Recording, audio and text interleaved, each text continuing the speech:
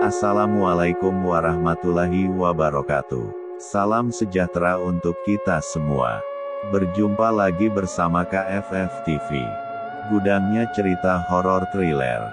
Jangan skip videonya ya. Penulis cerita, Sultan Diko. Pak Hakim, aku bukan pembunuh. Bab 2.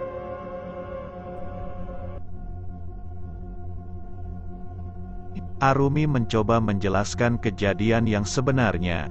Namun keluarga suami yang menjadi pihak penuntut malah berspekulasi bahwa ialah pelaku yang sebenarnya. Dari awal, pernikahan Arumi dengan Cipto Mangunkusumo memang tidak mendapatkan restu dari pihak keluarga suaminya. Bukan tanpa alasan, Arumi yang notabene janda anak satu, sedangkan Cipto Mangunkusumo adalah pemuda sukses yang usahanya sedang menanjak pesat. Maka dari itu pihak keluarga berasumsi bahwa Arumi ingin menguasai semua hartanya saja. Spekulasi Arumi membunuh karena ingin mengambil alih semua harta kekayaan Cipto Mangunkusumo menjadi hal layak untuk diperbincangkan. Bahkan jiran tetangga yang tidak tahu kronologi sebenarnya, ikut mencibir, kesaksian secara sepihak telah menghapus pandangan mereka terhadap Arumi, wanita yang selama ini dikenal baik dan salehah. Dasar, perempuan tidak tahu diuntung. Sudah janda, punya suami perjaka, pengusaha, masih saja tidak bersyukur, begitu cibiran orang terhadap Arumi. Cinta Arumi dan Cipto sangat besar, sehingga semua rintangan untuk memisahkan mereka, mampu dilalui bersama hingga akhirnya menuju pelaminan. Saat mendengar kabar Cipto Mangunkusumo meninggal dunia dengan cara dibunuh, pihak keluarga suami langsung saja menuding bahwa Arumi adalah pelakunya. Kebencian itu menjadi kesempatan untuk menghancurkan Arumi. Berbagai macam cara dilakukan untuk membela diri, namun sia-sia saja, tidak ada yang mempercayai ucapannya. Di kursi kesaksian, kitab suci di atas kepala, Arumi ikrarkan sebuah sumpah untuk menjunjung tinggi nilai-nilai kebenaran. Namun semua mata di persidangan seolah buta, tidak bisa melihat bahwasanya saat ini kezoliman tengah berkuasa. Saudari Arumi, jika benar Anda bukan pelakunya, coba jelaskan. Saat kejadian itu terjadi, saudari sedang berada di mana? Tanya seorang pengacara bernama Alex yang dipercayai sebagai perwakilan dari pihak penuntut. Pak Hakim, aku bersumpah atas nama Allah. Serasa tersambar petir saat Arumi bersumpah atas nama Tuhan. Saat kejadian itu terjadi, aku sedang berada di swalayan untuk membelikan kebutuhan rumah tangga, ujar Arumi. Alex mencibir, kemudian berjalan ke hadapan hakim ketua dan berkata, Pak Hakim, untuk membuktikan semua ucapan saudari Arumi, izinkan kami menghadirkan saksi mata. Seorang pekerja yang bertugas saat itu di swalayan tersebut, untuk membuktikan semuanya, Ketua Hakim mempersilahkan Alex menghadirkan saksi mata itu.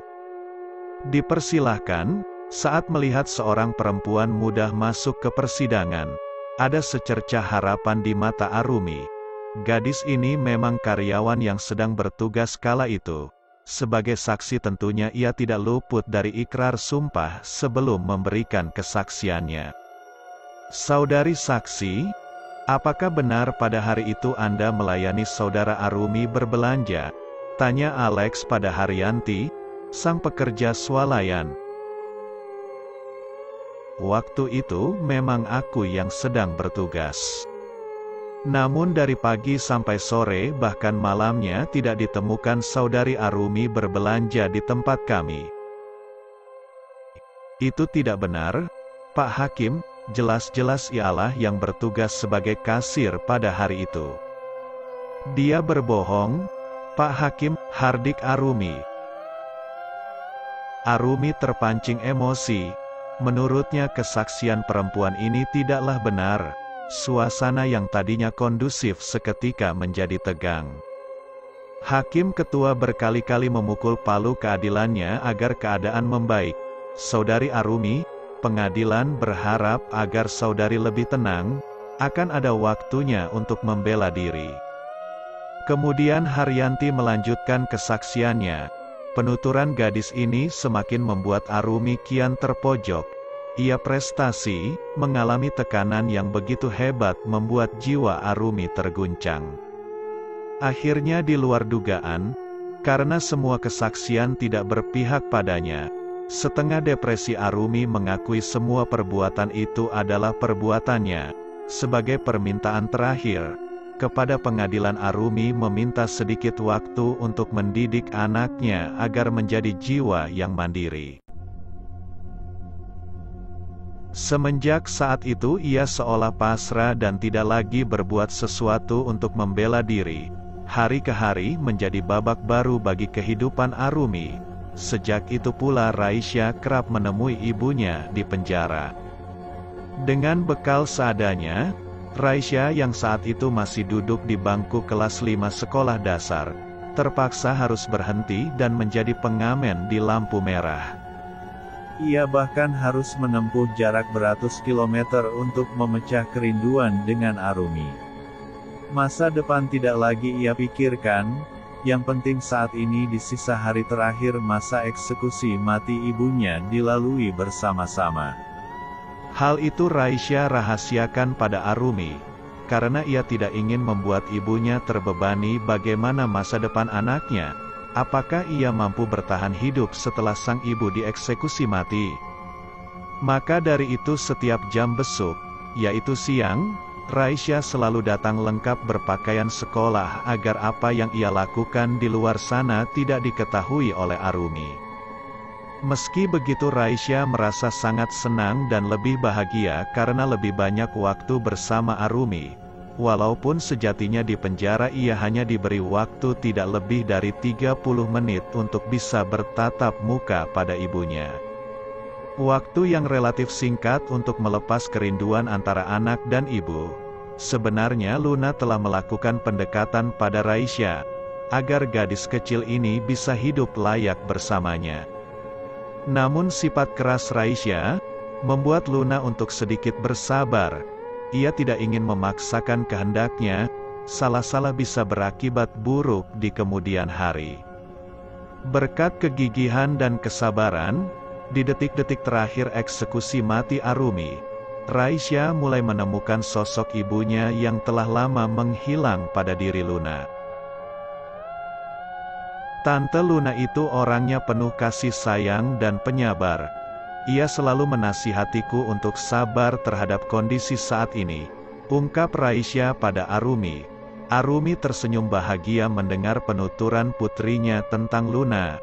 Ia sangat berharap semoga suatu saat nanti Raisya mendapatkan sosok ibu pengganti yang menyayangi seperti dirinya. Bukan tidak mungkin keinginan itu bisa terwujud, mengingat Luna sendiri sudah menjalani rumah tangga 10 tahun bersama Indra belum juga dikaruniai keturunan.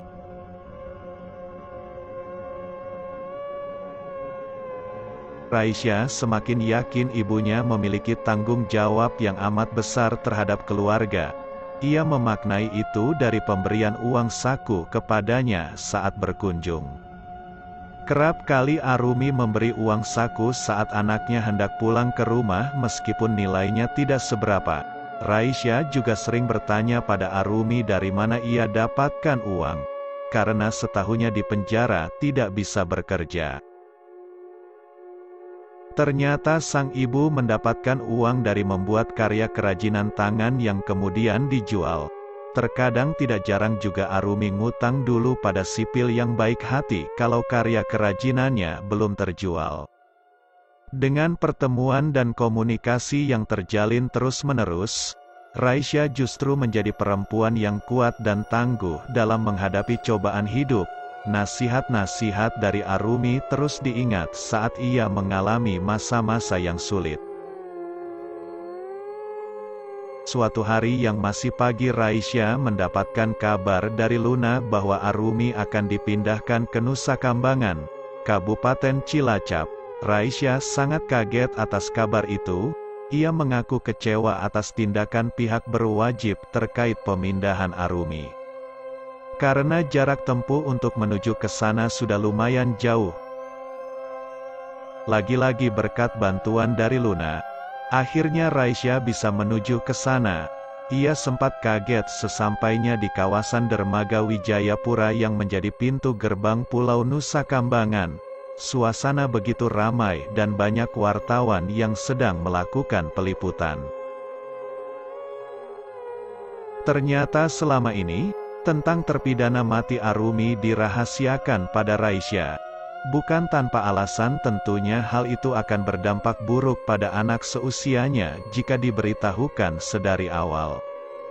Raisya bersama Luna dan suaminya kemudian diberi fasilitas menginap di Hotel Wijaya Kusuma di Cilacap. Secara tidak sengaja ia mendengar pembicaraan Luna dan Henry. Dari sana ia baru tahu bahwa ibunya akan dieksekusi mati. Ternyata setelah berselang beberapa hari, barulah Raisya diizinkan untuk menemui ibunya di Lapas Batu Nusa Kambangan. Prosedur yang dilalui cukup rumit. Raisya dan Luna harus menembus beberapa lapisan. Pertama di Kejari Cilacap dengan mengisi sejumlah dokumen. Selanjutnya di Dermaga Wijayapura, Raisya gadis kecil itu diperiksa secara ketat hingga harus membuka semua pakaiannya. Pertemuan di ruang isolasi Lapas Nusa Kambangan membuat tangis Raisya pecah. Saat bertemu dengan Arumi, ia memeluk ibunya sangat erat. Lidahnya keluh tak mampu berucap kata lagi. Hanya linangan air mata yang menjadi perwakilan betapa rasa rindu itu menggelora dan menyiksanya. Walaupun demikian, justru Arumi tidak menunjukkan kelemahannya.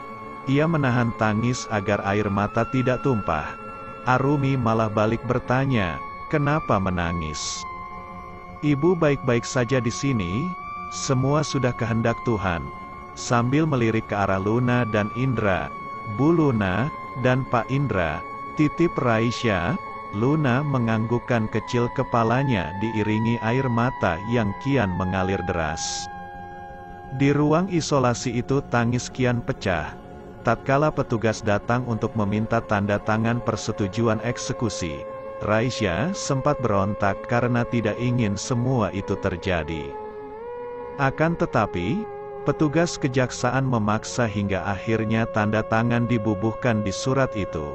Pada hari berikutnya proses pemeriksaan untuk membesuk narapidana Nusa Kambangan masih seperti sebelumnya, panjang dan berbelit. Pada hari kedua ini, pemeriksaan justru dianggap lebih sadis dari hari pertama. Tentunya Luna yang sedikit banyak mengerti prosedur hukum yang berlaku tidak diam saja. Ia membuat surat grasi atau pemohonan pengurangan hukuman ke Mahkamah Agung. Dan selanjutnya akan mengajukan surat grasi itu kepada Presiden. Permohonan surat grasi itu diserahkan berselang hanya sekitar sehari sebelum eksekusi. Namun, hingga kini surat grasi tersebut belum pernah sampai di tangan Presiden. Dan belum ada jawaban dari permohonan tersebut apakah Presiden memberikan pengampunan atau tidak. Raisya membayangkan ruang isolasi yang ditempati ibunya sangat tidak manusiawi. Tidak ada penerangan di ruangan sehingga saat malam dan siang sulit dibedakan. Ditambah lagi lembab karena hanya berjarak seratusan meter dari laut, sungguh angker. Di mana keadilan, seharusnya detik-detik eksekusi mati. Semua hak Arumi sebagai manusia harus dipenuhi.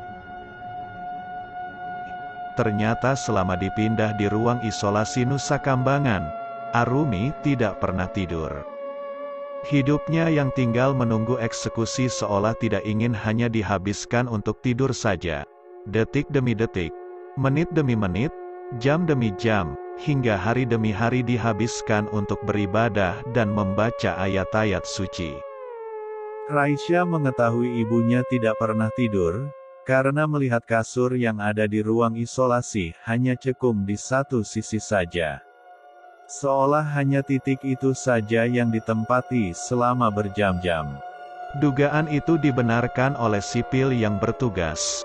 Selama di ruang isolasi memang Arumi tidak pernah tidur. Ia terus berdoa dan mempersiapkan diri untuk bertemu dengan Sang Pencipta alam semesta. Selain tidak pernah tidur, Arumi juga membatasi makan selama di ruang isolasi. Jatah makanan yang diberikan oleh sipil yang bertugas jarang tersentuh. Hanya buah dan minuman saja yang dikonsumsinya sebagai penyuplai energi. Malam Jumat Kliwon pun tiba, sesuai permintaan Arumi bahwa ia akan dieksekusi pada malam ini. Ruangan persegi 4 yang lembab seorang ibu tak bersalah, tengah duduk di kursi besi. Kematian sang suami harus ia terima eksekusi setrum mati. Kaki dan tangan telah terikat dengan kabel baja yang terhubung dengan arus listrik berskala besar. Arumi sepertinya telah ikhlas dengan takdir ini. Tidak henti-hentinya ia melantunkan kalimat, ayat suci Tuhan. Seorang sipir penjara bertubuh tinggi tegap mendekatinya dengan membawa seuntai kain penutup kepala. Seketika itu pula Arumi teringat akan sesuatu tatkala melihat sebuah lukisan rantai di lengan sipir itu. Jiwanya meronta-ronta, karena saat ia tengah menghadapi sekaratul maut, sebuah kebenaran mulai menampakkan wujudnya. Bersambung.